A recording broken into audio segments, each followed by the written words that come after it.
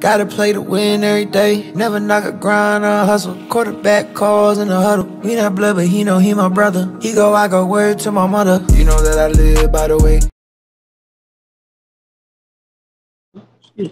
All right, welcome back to You're Not Gonna Like This. This is the final episode of season 2, episode 31, Musical Beginnings Part 4, or otherwise known as Signal Blues. So this episode, we have a guest, Lou Alex, another intro artist. I believe this song was 21, 23, 25, and I want to say 27 and 28 if I'm not mistaken. I know it was 5 of those episodes in the 20s. Well, I'm not going to ramble too much. If Lou, you can't introduce yourself, man. What's up, everybody? I go by the name of Lou Alex. I'm a musician, producer, mix engineer, all that. And I'm from Virginia, 757 area. So I'm glad to be here, bro. And we're glad to have you. So for this episode, guys, it's going to be a little different. Lou requested that we talk about his new project, Woke Up in Miami first.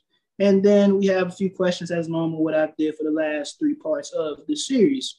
So I guess we go ahead and jump right into it. So first question I got for you, Lou, is unlike other artists, you play the saxophone. What led to that? I mean, it's no complicated question. It was really just, or a complicated answer. It was really just, I was surrounded by music all the time. Like in high school, in middle school, elementary, I was surrounded by music with band. And then I also had like church, which helped me out a lot with music. So just seeing it all the time and being inspired by other musicians, that led me to play saxophone eventually. You play alto sax. I heard the alto sax, right? I played tenor mainly, but Tenor? I played alto on the album, on the song Alone. That's what I was right. Yeah, you got a good ear, bro. I fuck with you too, by the way. I didn't get to say that. Hey, Appreciate it, bro. Appreciate it. I ain't know Michael knew saxophone like that. Jeez. I play Okay, the sax. you play Bro, sax? you never told me that. You never told me I did not know. That's why when you said I was like, so you play I alto? said, bro's a musician. I said, you mastered and mixed the shit yourself, production. Dang, bro. You That's coming big. with it. You coming with it. I respect it. Hey, that's tough. Thank you. That's tough. I ain't know Michael play saxophone. Dang, sheesh, that's crazy. That's what's up. That is, even though I was in the church choir too, I don't miss those. I don't miss those days. I don't miss those days though. You say you don't miss them? Hey, look, hey, PJ dad a pastor, he know about that life. You Sunday singing in the choir. Don't got but no. Hey, PJ, my dad a pastor too though. Oh, really? I'm already, both my parents, matter of fact, were pastors growing up. And my mom still preaches. My dad preaches a little bit too, but my mom kind of took over as I got older. But yeah, my dad does it. I was also in the choir too. I was in the band too. I played trombone, played that from 6th grade to 12th grade. So yeah, like we all kind of musically inclined, I see. Yeah, everybody here is musicians. That's what's up. Yeah. But shoot, music run the world. So I don't see how you cannot, get involved with music. Yeah. But that leads us to the next thing is the Woke Up in Miami review. So basically here, everybody's going to give their opinions of the project. I like the project. It was consistent. I love a consistent project. Everything, all the sounds matched. It was like an actual vibe. Like it was like a late night vibe in Miami. And that's kind of what I got for it. I got my one quotable.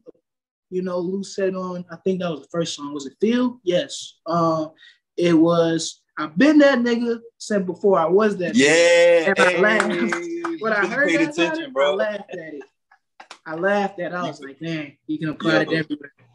Might start saying that when I get on the basketball court. I've been that nigga before I was that nigga, and I keep it pushing. You gotta have that confidence, bro. Got to. That was one of my favorite lines too. I was hoping people would catch that one. So the fact that you brought that up, I was like, okay, bet that was one of them quotables, one of them ones. Yeah, but overall, it was like, it was like a late night in Miami. That's what it felt like, very laid back songs. I guess I'm assuming you were chilling with your significant other. I remember hearing that a couple times. You said what? You were chilling with a significant other, like your girl, or something like that as well. Yeah, it's weird because on the tape it kind of went through like 3 different phases of me and my dating life or whatever. Like it was one situation, it was me being single, and then I guess it was another situation. So it was the project. When you listen to it, like if you don't really know me like that, even if you do know me, it's kind of hard to tell like what I was talking about or what situation, just because it was kind of like a lot of romantic situations going on at once. And, I knew you weren't talking about the same girl though. That was just me. I don't think it was. You thought it was the same girl the whole time? I didn't think. I was like, bro, you talking about different shorties. I mean, woke up in Miami. I was like, yeah. But that's just I like I said, that's why we, I got my own thoughts of where you was coming from on that. But that's what I was like, yeah, it just seemed like, and it's funny. I don't know if you've seen, and I don't mean to interrupt y'all, TJ and Luke either. But have you seen the movie? Go ahead. And I don't know if you was thinking on this, but have you seen the movie Why the Fools Fall in Love with the Frankie Lyman movie? I don't even think I've seen that all the way through. Ah, damn. Nah, we won't get the ref. Well, I'm gonna give you the Spark Notes version. Okay. It has a whole bunch of women are in court trying to get Frankie's money and whatnot. And every woman gives a story about how their relationship with Frankie Lyman. Okay. I thought maybe you was on some shit like, I was like, yo, nah. I thought maybe, because you know how you could be with every different girl you have, or every different girl you've been with, talking to, dating, whatever the case may be, they get a different part of you. You're never the same with just one girl. So that's why I woke up in Miami. I'm getting the vibes and everything. You meet a little shorty, whether you in Daytona, you went to Daytona, next night you in Miami, next night you take her to Orlando. Okay. I mean, I was rocking with it, bro. I was rocking with it. Yeah. No, I see what you're saying. It was more so like based on just my life in the past year.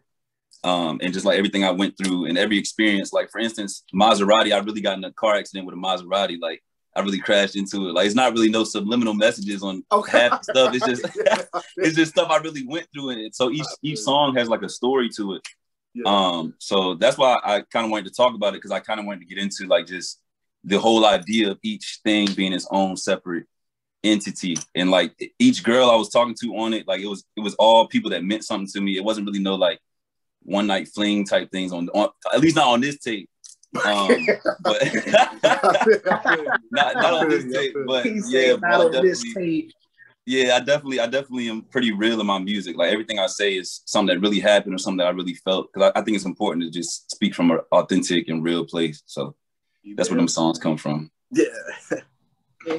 Jordan said that last time. He was like, authentic music is the best music. It's always good when you're coming from a spot where you actually experience and not trying to like make something that everybody else makes. You got your own thing.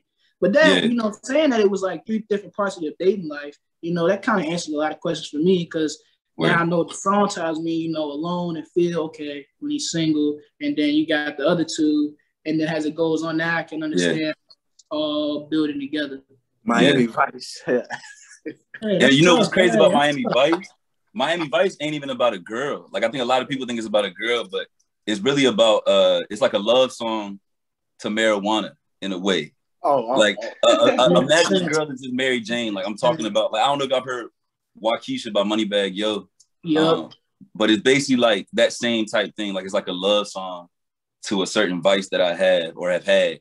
And I talked about my experience with it, like kind of just in life and then in Miami specifically too. So I actually made that song in Miami, in a studio in Miami, when I took a trip out there. Every other song was made in VA, but that song was made in Miami though. That's fitting though. So was that experience recording in Miami like way different than what you would normally record in VA? Not for me, because I kind of have the same process like everywhere I go. So it wasn't really that different for me. It was a different vibe though. So I think it sparked some different music and some different ideas, but the whole process in general was pretty much the same as I would do back home. Which is different now than it used to be. Like back in the day, I used to write every bar down. I used to write every line. Now it's like I'm coming a lot more off the top with it. So it's like I'll punch in, which is where you like record and then you think about it and you record a little bit more, then record a little bit more. So that's kind of how like most of these songs came about. It wasn't like me sitting down too much. It was really just me. Some of this stuff is like the first idea that came to my head is what y'all heard or what y'all got. So it was completely just real stories, and it was also real like creative spontaneity. Like it just came out of nowhere. So I just kind of trusted my freestyles and my ideas on this one. Yeah, my boy Q did that. He's fully with the tool. Yeah, he did that. When we first went to his first recording session, he had stuff written down that he did do, but a lot of it was like what you did. He had something written, and then when it didn't make sense, he was like, "All right, give me a second. Okay, let me think about it. Play the beat. Okay." And then he said, "Okay, all right, now I got it." And then he did it. Yeah. That's tough. That's tough. Like now, like it's a rumor that says Lil Wayne freestyle most of his songs. Now Malcolm don't like this rumor, but if anything like what you did and what my boy did, it's definitely like it's true because it's like he maybe didn't freestyle like the entire song, but bits and pieces of it. It's like I'm putting this off the top. There is no writing this, and seeing that process firsthand, it's like. It's impressive. It takes a lot of talent to do that. I know I couldn't do it. I'll tell you that. But I think that comes from just writing all the time and whatnot. Like back in the day, all the writing I used to do and all the recording I used to do, eventually you develop your own style and then it naturally just comes out of you. Like I be doing certain things that just naturally come out. Like the I be doing. It's like a little like a yeah. That's like something I be doing, but I do it on different songs and I do it a lot. It's kind of like a trademark, like how Travis Scott it's lit. And when he comes on, it's like, it's Travis Scott. Like, I think every artist develop those things. And then as you develop it, it becomes easier to kind of freestyle because you just know yourself so well, at least in the musical realm. So it's just, whatever comes out is just natural. Well, PJ, since you're the only one that really didn't give the album review, you might as well take this. Hey, my guy. Man, I mean, all I know is like, I just like the sound of, what I'm saying? It's like you incorporate your own music in there, with the sax and all the stuff that you produce yourself. And then you go in and you sing a little bit, add a little hip hop element to it. Got a little Tiller vibe going on with it in some of the songs too. Like and like, honestly, I just want to know, like, from your standpoint, like how important is it for you to, remain, original and true to yourself when you drop this music? Because a lot of artists, they go in and they drop, some that they think everybody else want to hear. But it seemed like with you really got a message you want to convey and you dropping this music with a purpose, with intention behind it. So I just kind of want to know, like, how important is it to you to always, remain true to yourself and remain intentional when dropping your music? I really got a story to tell. So for me, it's not even a thing of being important or something that I even think about. It's just, I have to keep it real. Like I really have a story. I really have things that I go through, really have life experiences that I've been through. So if I didn't talk about it, I feel like I would be doing everybody a disservice. And then music that is authentic and that's real and that's comes from a real place, that's the only music that's going to last. Like that's the only music that'll be timeless at the end of the day. Like when we look back on music, we're not looking back on the hit songs of 2019 or whatever. We're looking at songs that was like, what stayed here? Like what's a song that never goes away? You hear the birthday parties, you hear the cookouts, like that's the type of music I'm trying to create. And that's the type of music that is created when you keep it real. Like it's stuff that people can go back to. Even my old music, people could probably go back and listen to that and be inspired differently than they would have when I first put it out, just because they can see my style and like what I can do now. So I think it's super important because that's the only music that's gonna last. That's how you really make a mark and that's how you become a legend. Like I ain't just trying to be no temporary artist. I'm trying to really put the work in, and then one day I'll wake up and realize, okay, yeah, like I'm legendary because of this. And that's a good mindset to have because, a lot of times when people drop something, they so focused on, what's going to pop. They're not focused on what's going to last. It's all about what's going to be hot now and not what's going to be hot down the line. So it's kind of good to hear you know, like what you want to do, how you want to you want to show music to have a lasting impact. You don't want to just be, a hit right now and then somebody forget about it, down the line. So like, that's refreshing to hear that, you dropping music, trying to make it last. So yeah, man, I love the EP, bro. It's good music, bro. Like, and I love good music. I'm a fan of good music. I don't want to listen to nothing that's not good music. So like, your shit definitely good music, bro, for sure. Thank you, bro. That means a lot, bro. Thank you. Hey, look, I know that you don't use the same. I'm hearing production-wise, FL Studio. Do you record on Pro Tools? I was trying to hear what.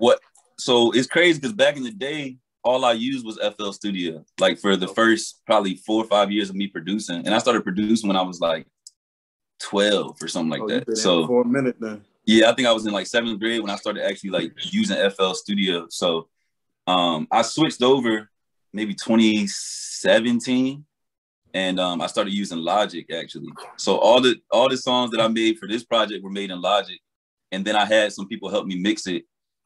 This dude Tweezy, he helped me mix it. He goes by the Beat Terrorist and all that. So I did all the production, I did all the instruments, and I played all the instruments and did all the vocals. But when it came to like the actual mixing, I had some help from my boy Tweezy. And the writing was all you too, all right? Yeah, right. Yeah, writing was all me too. Yeah, I mean that's how I've done all my projects. Yeah, I've done all my projects like that. Like I used to only make beats. Well, actually, before that, I was only a musician, and then I started producing. And then I was like, man, I don't like the way people rap over my beats, so I'm gonna start. I'm gonna start trying to rap over my own. And then I always would write stuff anyway. I just never had the confidence to put it out. So around maybe I was like 14, 15, I was like, man, I'm about to just start actually recording my own vocals. And so I started doing that, and it developed into this style that I have now. And I just made like 5 projects, and I'm gonna just keep going. And one day it's gonna pop, bro. It's gonna pop. I feel it. You got it. You got it too, man. You got it. Yeah. Thank you, bro. Yeah, you got it, man. That shit, damn. Yeah. Because it's funny, because TJ sent us to join on Spotify. I was like, fuck Spotify. I got it on Apple Music, and I stumbled onto some of your other, your singles. And there's one joint I heard on the album. You had like, it was do you do the digital album mixtape? Oh, the cover. Covers? Nah, matter of fact, my older brother, he does all the artwork. Oh, keep that shit in family. I like that. Yeah, it's in family, but he's the one who inspired me almost to even get into music, because his confidence with visual art just was like inspiring on just an artistic standpoint, because he's a beast. And my brother, he's been doing art for longer than I've been doing music. So I told him, I was like, bro, I'm gonna just get you to do every single tape, like major tape cover that I do, you're gonna be the one to do it. So all my covers from now and then even in the future is gonna be from Matthew Pierce. That's my guy right there. Like that's my brother. So yeah. Yeah, same for me. Everybody, the guy that does my logo, my boy Peanut. Yeah, he did everything. He did all my logos. Yeah, he did most of my research. He's working on a season 2 recap video that's coming out shortly after this episode. Yeah, working on that too. You got to keep people like that around you, because that's how you grow, and that's how the people around you grow. Like if it's, for instance, even this, like we all went to GMU or go to GMU, so it's like this type of connection. As I grow, y'all will grow too, and as y'all grow, I will grow. So it's like we just all feeding each other. And I think a lot of people, they be striving for the people that's on top and trying to get pulled up, but in reality, we should be pushing each other up and like pulling each other up together. Real. So yeah, that's bro, work across. Don't work up and down. Like if you work across, all of y'all will level up together. If you work up and down, they're gonna be out the game by the time y'all get in, and then it's like y'all trying to pull somebody else up. So I definitely would keep doing what y'all doing, bro. I don't see why people would always go to the top though, because when you got people like being at George Mason, and as many people I met at George Mason, there's no reason for you to just like, okay, let's link with one of the George Mason players that made the NBA. Yeah. Like that doesn't make a lot of sense at all. To me. That doesn't make sense to me because he played in like the 2004, and I'm not even 25 yet, so I don't even remember playing. And so it's like if if I was an NBA podcast, that's like me striking up a conversation with Kareem Abdul-Jabbar. Like I ain't never seen bro play a day in my life. So how in the world are we gonna have an actual basketball conversation? It would be impossible. Yeah. But you kind of answered the question basically what inspired it. You said it was inspired by your dating life. So I would say, what does this project mean to you then? Well, I'll say it's actually inspired by a little bit more than the dating life. That just happened to be like the primary maybe thing that's going on in the past year. It's just more so based on just life and every situation I've been through. But what was the other question though? You asked something after. It was what inspired the project, and what does it mean to you? Oh, it means all my projects mean, I ain't gonna say everything because God means everything to me, but my projects, they close. Like they close to what family means. They close to what God means. Like my music is like my baby. When I make it, I'm in the studio or I'm on my laptop by myself and I'm just literally creating, and it's the most like freeing process and emotional release I've ever had the chance to get. So I think music for me is kind of like my best friend. It's something that has always been there for me. It doesn't go anywhere. I keep it around and I'll continue to keep it around to the day I die. But I just feel like it's giving me the ability to show people different parts of myself and then to help people kind of discover their purpose for themselves as well. So music is my purpose, bro. Like music has my purpose in it. I'm able to use music to reach my purpose and to touch people in a way that I wouldn't be able to do with just words. So music is special to me, bro. It's definitely very special to me. Well, you gotta love it. You gotta love it. You love it when people's talents and things that they do, they enjoy it, and not just doing it because everybody doing it. They got passion behind it. Like, yeah, they're not just chasing it. They're like sitting and investing countless times and hours and just, really trying to really create something that's unique. Like, it's not just, okay, I've heard this once, twice. No, it's like, it's just unique. Like, it's their own thing. It's everything. It's their own. It's not like that. And I said this in episode 29, if you know me personally, I'm probably one of the biggest sports fans in the world. I watch almost every sport known to man that's, popular, of course. Right. And a lot of people wanted me to do a sports podcast. And I was like, that's cool. But everybody does a sports podcast. I can type that in on Google. I can type it on Instagram. We can pull up probably 200 sports podcasts just in the area or within Virginia and Maryland alone, because everybody does sports.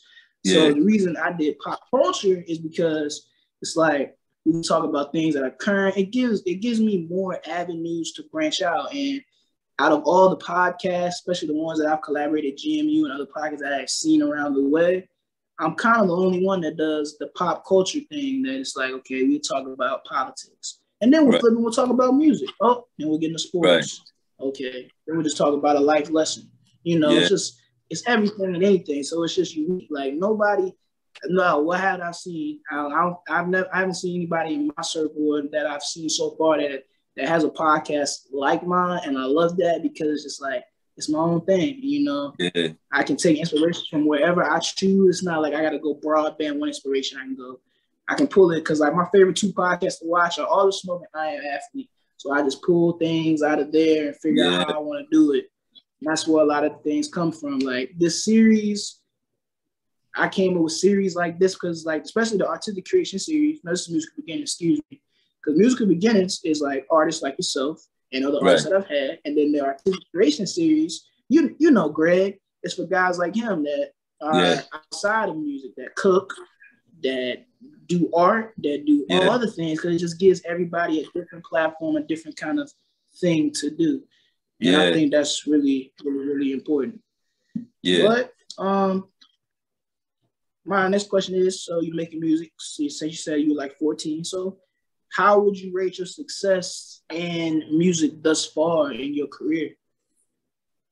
I used to judge my success with money or with like accolades, but now I just judge it with peace, like and joy. Like the peace and the joy that I have from staying true to myself or from keeping it real and just being honest with myself. That's success to me. Like that's true happiness that doesn't ever go away. So for me, I would definitely say I've been very successful. And I don't think I became successful until I realized that success is about something deeper than money. And so I reached like complete joy and complete peace, probably like sometime during the making of this project, actually, because it's been like a year-long journey to kind of create this process. Cause I didn't want to put it out until it was done. But yeah, bro, it's just like, I don't know. I feel like I'm on the right track right now. Like I'm gonna keep going. I'm gonna keep doing what I'm doing. The success thing is not even something I really think about. I just think about putting the work in, and the success comes with that. So I'm gonna just keep it going. Man, that's interesting you say that, because it's like you talk about how you really didn't, get to the point where you wanted to be until you realize it's not about the money and things of that nature. So like, I'm sure you could see like a difference in, you know, the early music you put out when you was focused on, you know, the money, like you said. And now where you focused on, okay, this is the music that I need to be dropping because this music makes me happy. This music is what I'm trying to convey. So it's like I'm sure like there's a major difference between what you dropped back then and what you drop now. Like, and that's really a real measure of success because you're making progress, like you said. Yeah. And even like, you know, I don't know if people know, but like you drop, you know, your saxophone covers on Instagram, things of that nature. Like I see you have a lot of fun with that. And I guess that also comes with, you know, just doing that probably makes you happy as well, you know, because you're going out here, you know, you're doing your Lil Durk cover or your Giveon cover or your Fredo Bang cover. And, you know, you're just having fun with it. So it's like, I feel like a lot of people, like when they really figure out something that makes them happy, it's so much more freeing knowing that, hey, I'm doing this because I want to do it, not because I'm looking for something out of it. So I thought it was really interesting that you said that. Yeah, it's that. And it's also realizing that life isn't about us. Like once you realize life is about something bigger than yourself, that's when you really start living. And I think in the past, I was so caught up in like, okay, I'm doing this for me or I'm doing this for myself or my family or whatever. But now the way I look at it, I'm just trying to help other people. And that takes away like the fear, that takes away the anxiety, that takes away all of that. Like if you're on stage and you're not thinking about, oh, what if I mess up? You're more so thinking about what is the audience going to feel or like, how am I touching them? Like if you start thinking about those things, then your performance it just comes out naturally. Like you're not stressing about playing the right notes because you're thinking about the greater purpose and what you're doing. So I would definitely say just success is growth, like you said. And then success is also when you do things for other people as opposed to just doing it for yourself. That's real. That's real. I gotta ask though, you know, when you first started doing saxophone covers and like, you know, the Kalanis and like the big name artists actually retweeted your tweet. Yeah. You gotta tell me how that actually felt. I know that felt like I know your mind had to be like blown. You like, whoa, Kalani retweeted my tweet. It still feels crazy. It still feels crazy, bro. Like to this day, it still feels crazy when that happens. And it normally happens the same way every time. Like I'll drop it, I won't really think too much about it, and then I'll be like grocery shopping or something. And I'll look at my phone and it'll say like @Kaylani just retweeted you or something. So it's a crazy feeling. But at the same time, every time that happens, it's just a spark for me to just keep going to the next thing. Like I definitely try to appreciate where I'm at, but I'll be like, okay, bet, like this is confirmation that I'm doing the right thing. So I'm gonna just keep doing this. But yeah, bro, for lack of better words, that jump feels crazy. Like I definitely, it feels crazy, bro. Like I definitely love having people kind of recognize what I'm doing because I feel like I hadn't had that for the first maybe 10 years. So it's a dope feeling. Especially those that are like the best at what they do. Because Kalani being that she's like one of the best R&B artists out now, and you do R&B as well. Yeah. It's like, dang, the top of the top is congratulating me. So that's how you know you climbing, you doing the right thing.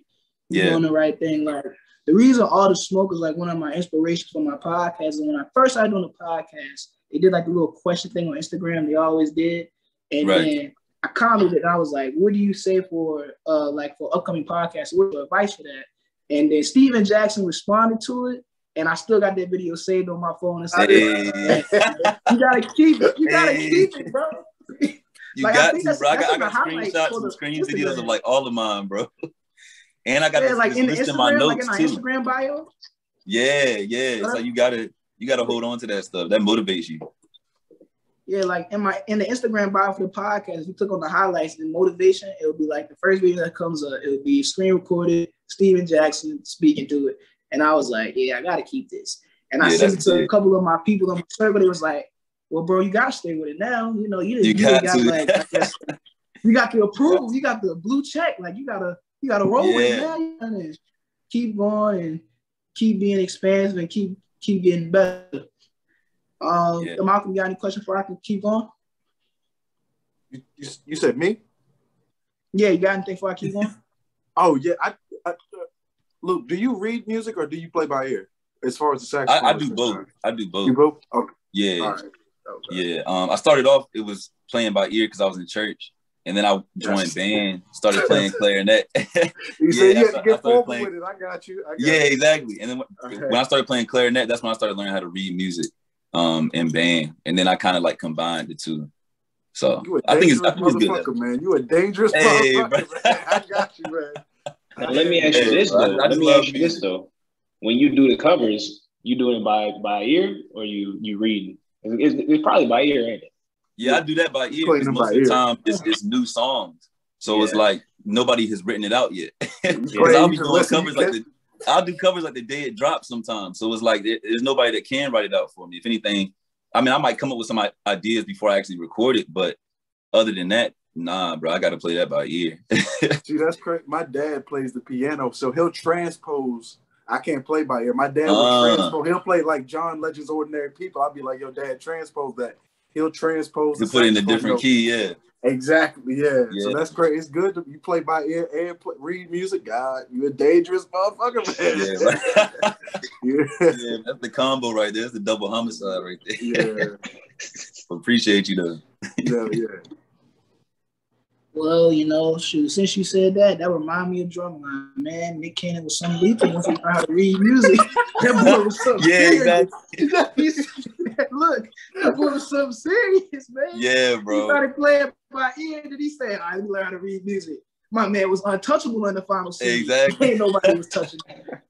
But honestly, when you can play by ear, picking up, like, reading music it's not that hard. It's like being able to talk and then learning how to read later on. Like once you have the words and the letters and stuff, it's like you can put it to music or you can put it to a book or whatever. It's just you gotta learn the technical things and the styles of writing and stuff like that. But I mean, it's something that everybody could learn. If you play by ear, especially, I feel like that's almost more important because when you play by ear, you play with feeling.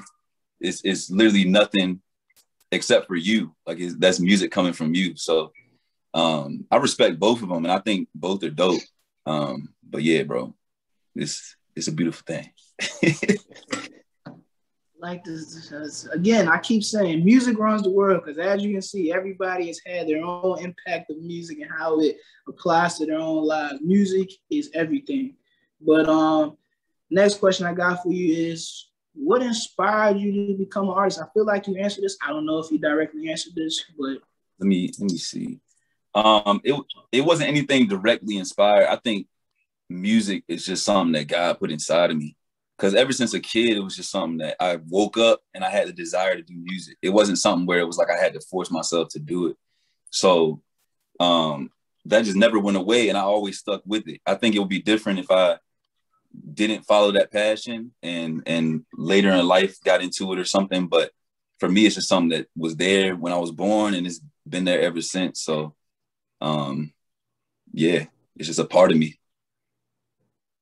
That's tough. You gotta throw that in. You gotta throw that when you get to that point where you make a documentary of your career. You gotta throw it. You know how they do with Jason Tatum and all the kids. Oh yeah. They be like, man, he had a saxophone in his hand when he was 2 years old. Exactly, bro. I'm gonna be a captain in the documentary, bro. That's because the parents be going hard in the documentaries. They be like, man, he had a ball in his hand when he was 6 months. I'm like, relax. Yeah, we definitely gonna fabricate it a little bit. Yeah, relax. You know he won't dribble no basketball in those 6 months. Relax. Exactly. Relax. That's crazy, bro. He'll be lying. Then my final question is, what's next for you? What's next for me is me just showing y'all who I am as an artist. Like Lou Alex, the artist, not just Lou Alex, the cover musician.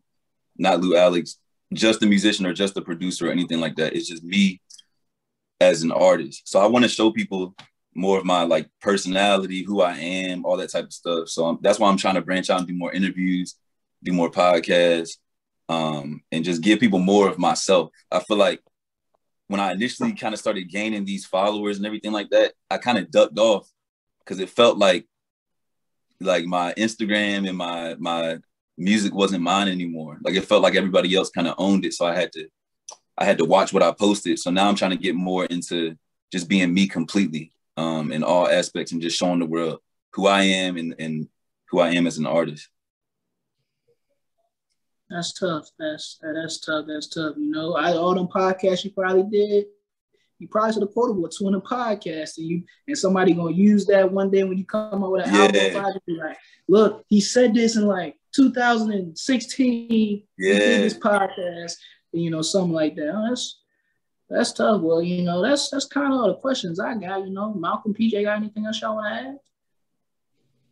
And nah, bro. I mean, like I said, bro, it's good music, and you know that's everybody appreciates good music, and like you really got a love for your craft, and you know you never know how far something like that could take you. You know, when you love something, you're passionate about it. That's your motivation to keep going. And you know, you've had people like we said, Kalani acknowledge your work and Dirk acknowledge your work, and you know that's just avenues for you to really show who you are as an artist. You take that publicity and turn it into, hey, I'm not just a cover artist. I'm this, you know what I'm saying? And I'm that. Exactly. I'm that nigga with what I'm doing, you know what I'm saying? So yeah, man, just keep going, bro. Like I said, I was really impressed by the project. There's not a lot of artists out here, especially local guys, and you know, guys that we've been around for a while that really sound like they on the come up with something. Like I really like their project, and like we're behind you. You know, we gonna support you. Feel me? You got the GMU community behind you. Of course, you got your people in the 7-5. You got your support, bro. So like, just keep going. We got you. Gonna make sure like they recognize who Lou Alex is, bro. So yeah, just keep that shit up, bro. It's just a good music, bro. Dang, bro. Thank you. Thank you, man. I ain't Cole or Kalani or nobody like that, but you got a fan in me. That's all I gotta say. You know. Hey, bro. That's you from VA. You my brother. That's bigger than me than these celebrities that I don't know, bro. So I appreciate you. Yeah, I don't, it's my first time meeting you and everything, but yeah, I rock, man. Cool guy, cool, great music, everything like that. So on some real shit right there. Yeah, I appreciate y'all for real. And then Lou, you got anything you want to close out with? Anything you got that you want to say? Just stay tuned, because I'm really about to turn the summer up, bro. I'm about to go crazy. We look forward to it. Well, all I'm gonna say is, guys, this concludes season 2. You know, I appreciate everybody that appeared on the episode. You know, I appreciate all of it, because it takes a lot for people to make time for something that I like to do. You know, I think it means a lot when people, sit there and be like, okay, I can do this for you. And then when they do it, it's like the best feeling in the world, you know? Yeah. I get excited when I get guests, when I have like people that I've met through school like 3 years, 4 years ago. You, Greg, I think a couple other people. It's just like I get excited about that, because it's like, dang, it's like, that means they kind of like what you're doing at some kind of standpoint, because people enjoy what you do. So it's like season 2, I would say, was a huge success. I got real expansive. I hope to keep expanding into all the things that I got. Got a lot of things coming for season 3. So wait till that intro video comes out. Got a lot more things coming, and it's going to get better. But we gotta do some living. We gotta do some living first. I gotta get some livelihood things in order. So it might be a small break, but we'll be back. So catch us on IG Live. We're always frequently there, because sports is always going. NBA lives, NFL lives, whatever other sports I guess we will accomplish. I think I told Malcolm about some things I'm working on with him. Talking about, like, we call it history hitters. We're gonna get into that later. We gonna call it history hitters. We gonna hit on some big points in history, and we gonna talk about it. So just stay tuned for everything we got coming here at You Not Gonna Like This, or better known as YNGLT. And as always, this is your host, Ira, signing off. PJ, Malcolm, big shout out for Lou for coming on and joining us today. You, and as always, thank y'all. And as always, see you. And as always, see y'all soon. What's up, everybody? That concludes today's episode. Join us next time when we release another one. As always, we continue releasing episodes Friday at 12 on a bi-weekly basis. Give us a follow on our pages, Instagram, Twitter, and TikTok. All the ad names are right there on the screen. As always, this is your host, Ira, signing off. And see y'all soon.